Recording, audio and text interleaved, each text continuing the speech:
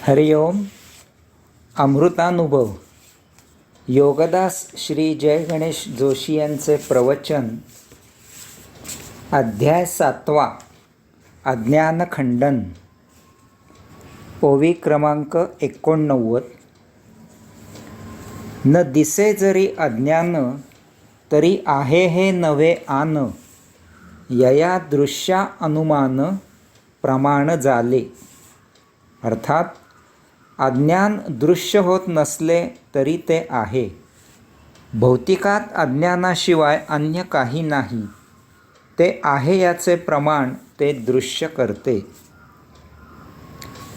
येथे आपल्याला हे जाणून घ्यायचे आहे की अज्ञानाच्या दोन व्याख्या एकात एक गुंतलेल्या आहेत आणि तरीही त्या आपापल्या परी स्वतंत्र आहेत.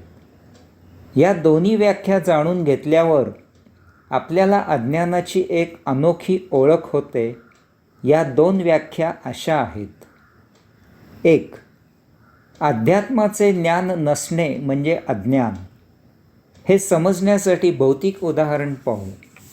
सध्याचे युग संगणक, मोबाईल आणि नेट यांचे आहे. याचे ज्ञान ज्याला आहे तो या जगतात मोठ्या सौख्यात जगतो, या जगताचा उपभोग घेतो. ज्याला हे ज्ञान नाही तो याचे ज्ञान असणाऱ्यांच्या मानाने भौतिकाचे कमी उपभोग घेतो.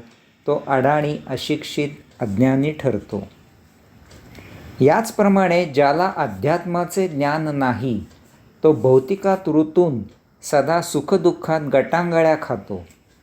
त्याच्या हातून पापपुण्य होत असते.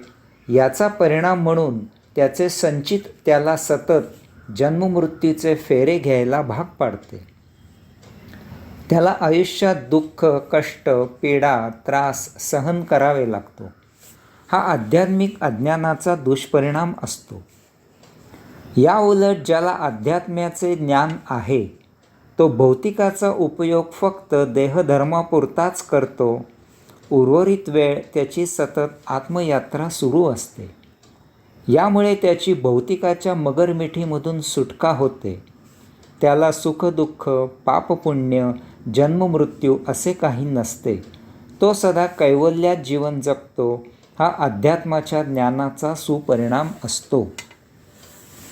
2. भौतिकाचे ज्ञान असणे म्हणजे अज्ञान. भौतिक आयुष्य म्हणजे सतत अन्न, वस्त्र, निवारा यात रममाण असणे, याची जास्तीत जास्त अत्याधुनिक सोय लावणे, यामधून होत असलेल्या सौख्याची सतत वृद्धी होण्यासाठी झटत असणे. शास्त्रज्ञांचे सर्व शोध आणि बोध यासाठीच असतात. याच कारणाने सुखदुःख, पापपुण्य, जन्ममृत्यू याचे रहाटगाडगे आपल्या मागे लागते. हे एक दुर्दैवी वर्तुळ आहे. यामधून सुटका होणे महादुरापास्त आहे. याचा वाईट परिणाम म्हणजे आपण कधीही समाधानी नसतो, तृप्त नसतो आणि म्हणून आपण कधीही आनंदी नसतो. एक वेळ 4 घास कमी खायला मिळाले तरी चालते. हौस मौज झाली नाही तरी चालते. आयुष्य कमी जगायला मिळाले तरी चालते. तथापि आपल्याला सदा आनंद मिळावा हाच आपल्या जीवनाचा उद्देश असतो. हीच आपली सदा इच्छा असते. भौतिकाचे ज्ञान असल्यामुळे आपल्याला नेमके हेच मिळत नाही. आपण त्या भौतिक भोगापवर्गतेत अमर्याद काळासाठी स्वतःला झोकून देतो. भौतिक कितीही मिळाले तरी कधीही कोणाचीही तृप्ती, समाधान होत नाही. सतत आणखी आणखी हा नारा सुरूच राहतो. जसजसा गरजा भागत जातात तसतशा नव्या गरजा निर्माण होत जातात. मृगजळाच्या मागे धावावे तसा मानव समाधान आणि तृप्तीच्या मागे धावत असतो. हा भौतिक ज्ञानाचा दुष्परिणाम असतो. आता आपल्याला माऊली या ओवीत ज्या 3 गोष्टी सांगत आहेत त्या उमजतील. 1. अज्ञान दृश्य होत नसले तरी ते आहे. हे अज्ञान 2 प्रकारचे आहे. आध्यात्मिक. ब्रह्मांड किती पसरलेले आहे त्याचे आपल्याला कधीही ज्ञान होणार नाही, कारण ते सतत पसरतच असते. ते आपण कधीही जाणू शकणार नाही. साक्षात्कार झाला तरीही आत्मपरब्रह्म आपल्याला सदा अनाकलनीयच असणार आहे. यामुळे या बाबतीत आपण सदा अज्ञानी असणार आहोत. भौतिक वस्तुजगत येथे निर्माण झालेले आहे आणि तरीही ते आपल्याला सर्वच्या सर्व माहीत नसते.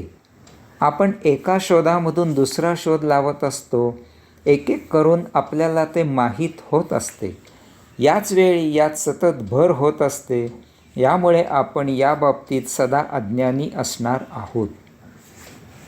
अशा प्रकारे आध्यात्मिक अज्ञान काय किंवा भौतिक अज्ञान काय आपल्याला ते कधीही दृश्य होत नाही.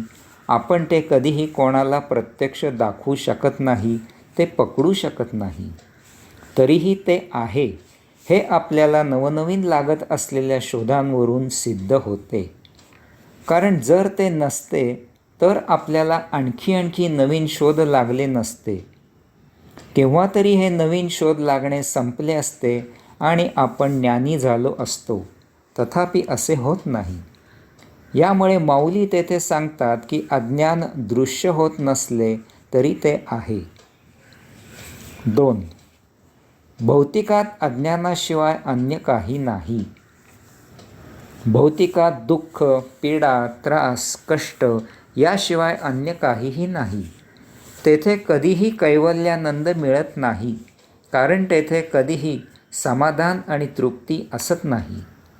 भौतिक उपभोगांची मागणी सतत वाढत जाते आणि ती सतत वृद्धिंगत होत असते. काही ना काही नित्य नवीन येत असते आणि आपण त्याला आकर्षित होत असतो. आपल्याला अभिलाषेमुळे थांबायचे कोठे ते समजत नाही. हे अज्ञानामुळे होत असते. कारण जर अध्यात्माचे ज्ञान झाले तर येथे जे आहे त्यात परिपूर्ण समाधान, तृप्ती मिळू लागते आणि यामुळे आपण सदा आनंदात राहतो. म्हणून माऊली येथे सांगतात की भौतिकात अज्ञानाशिवाय अन्य काहीही नाही. 3. ते आहे याचे प्रमाण ते दृश्य करते. आपल्याला भौतिकाचे महाविलक्षण आकर्षण आहे. कारण आपण भौतिक प्रत्यक्ष वापरतो, उपभोगतो. त्याची देहादी इंद्रियांना प्रत्यक्ष जाणीव होते. दृश्य गोष्टी तर आपण प्रत्यक्ष उपभोगत असतो.